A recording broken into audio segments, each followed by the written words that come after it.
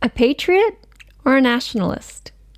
And is it right to support a Canada that is purposefully suppressing 4 million people and continually putting policies into place that would see the destruction of its economy?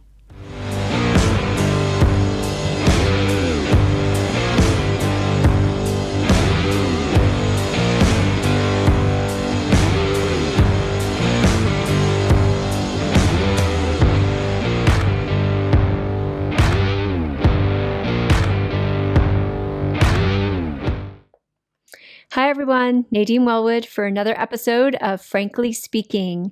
So I wanted to talk today about the article that came out in the Calgary Herald from Don Braid. And it talks about, of course, our favorite subject these days, Alberta Separation. And with that, he had asked Jason Kenney some questions. And here's some excerpts from that article.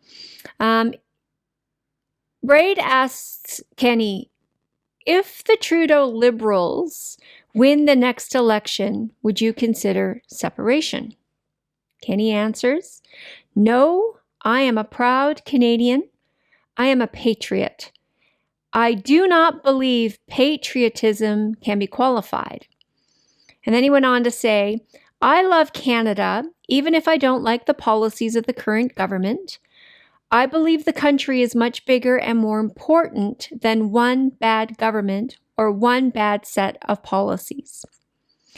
I really want to focus on this a little bit because I want to dissect this a little bit. I want to understand, and I want you to help me understand this as well, and certainly provide your feedback and your comments after this as to what exactly it is to be a patriot.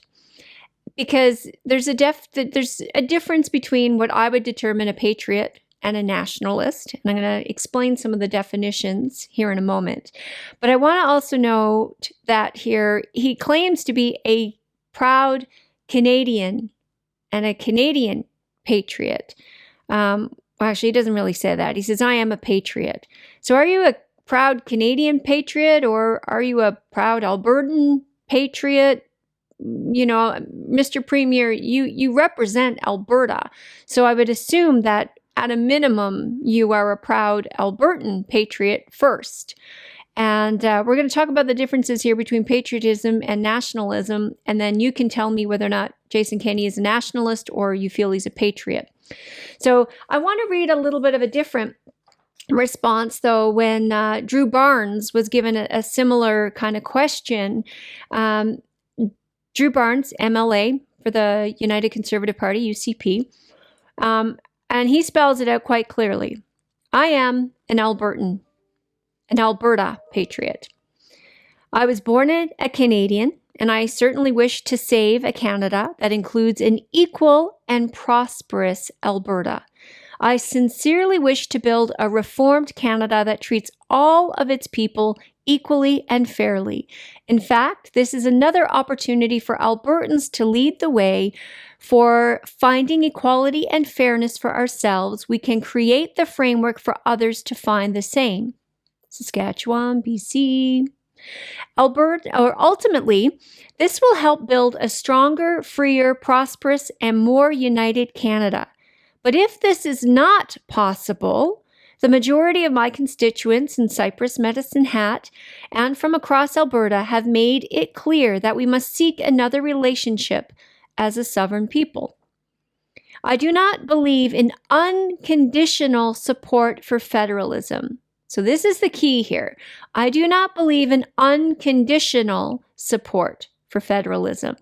I wish to save our relationship with the rest of Canada, but not to continue an exploitive relationship without hope of rectification.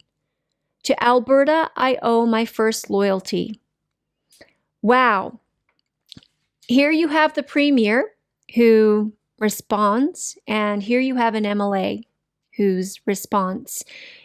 Two very, very different responses, don't you think? And one certainly is representing Alberta and his constituents in Alberta. I think the other one, not so much. I'll let you decide which ones those belong to. So as it related to this article, though, that Don Braid put in the Calgary Herald, I felt it compelled to do a little bit of just my digging around as to what is a patriot? What does it mean to be a patriot? And here's some of the things that I want to bring up. So he's claimed to be a patriot, and I'd like to know what exactly he means by that. Because I think this use of the word patriot has been certainly hijacked in years.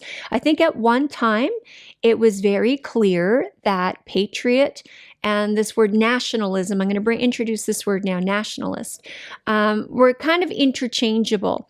But the words have become further and further and more distinct in their meaning, but similar enough that people still confuse the two. So patriotism here is defined as a devotion and a love for a place, often expressed as one's country. The nationalist, however, not much different, expresses a devotion and a love for a place, often one's country, but here's the difference, above all others. So here's patriotism defined, a devotion and a love for one's country. Nationalist defined, a devotion and a love for one's country above all others. So Mr. Kenney stated that he's a proud Canadian and he doesn't believe patriotism can be qualified. I think we just qualified it. We'll get to the rest of it here in a moment. So I wanted to dissect that down a little bit more, because what does it mean to have a devotion and a love for a place, one's country above all others? So let's put it another way. I found this quote here, and this is beautiful.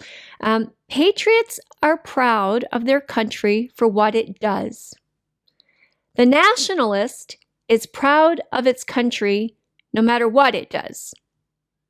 And again, and the words are quite simple, and they don't seem to be all that different, but they're significantly different in their meaning and in their application. A nationalist is proud of their country no matter what kind of abuses or injustices that it perpetrates on groups of people or individuals or others, whether it's another country or within their own country. Patriots, however, they're proud of their country for what it does. So patriotism by its nature is very defensive. It's unobtrusive. It's not, has no desire to force itself upon other people. But the nationalist, this is more power-seeking. It's more exclusionary because it seeks to exclude groups that potentially don't belong. Politely speaking, does Alberta belong in Canada? We don't feel like we belong. Alienation and the feelings of alienation have grown here substantially, and we have a government, under the Trudeau Liberals, that have certainly made it clear that Albertans are not wanted, nor do we belong in Canada, unless, of course, it's under their terms and conditions. So much of this comes from a feeling of superiority. The Laurentian elites, they have decided, that they are the superior entity in this confederation called Canada. And, we here in Alberta can be ignored. So a nationalist, a nationalist places more importance on unity through a shared heritage. For example, I am Canadian. Shared heritage. Even though we all came into Canada in a different way and under different circumstances and at different times, we all feel we are Canadian. So we share that heritage, that background. So that's the nationalist stance. Whereas the patriot places more importance on unity through shared values. So we are Albertan. Why? Because if you look across Canada in particular, and you look at the values and the differences in values between a conservative, for example, and a more progressive left that the Liberal stance is taking, those shared values here of family, of equality, of justice, we share them, I think, a little bit stronger. So there's that shared value aspect. So are you a nationalist or are you a patriot? You decide. Let me know. So I wanted to bring that up because I think it's important, I think for our government to understand where Albertans are coming from, whether you're a nationalist or whether you're an Alberta patriot, because it has a huge difference as to how we're going to move forward in this province and our future. And I really loved Drew's response because I thought that was a very premier kind of response, in my opinion. It was, he's elected to represent Albertans, and he is definitely an Albertan first. He owes his loyalty to Alberta. But he didn't come out and say, we want to separate. And then it's so funny. Most people are talking today about separation, and yet so many groups are not only talking about separation, but they're talking about independence and what it would mean to have greater independence for the province of Alberta. And the Premier can be talking about independence and more autonomy and doing things certainly today that could put Alberta in a far more great, in a better position, I think, to have discussions with Canada, if that was indeed the case. So, Drew is I think very good in his response here. He doesn't talk about, he's not dismissing separation. He's not dismissing greater independence. As a matter of fact, he's saying that we have to look at all of our options, but it's really up to the people of Alberta to make these decisions. And I just thought this was a far better, more premier, Alberta premier-like response than the one we got out of Mr. Kenney, who happens to be the premier. On that note, I'm going to leave you with the latest NDP motion to denounce independence movement in Alberta. Wow. The NDP wants to shut down all conversation and anybody who potentially is seeking to right the many wrongs and the many injustices that have been committed against this province by shutting down and denouncing independence movement. And again, this is not the separation movement. This is independence. Alberta has continually, and this is another part Mr. Kenney talks about. He talks about, I believe the country is much bigger and more important than one bad government or one bad set of policies. Is there anybody out there other than me that honestly believes that Alberta is speaking out today as a result of one bad government and one bad set of policies? Alberta, from 1905 onward, has been so tolerant and so patient with the continual abuses that it has endured.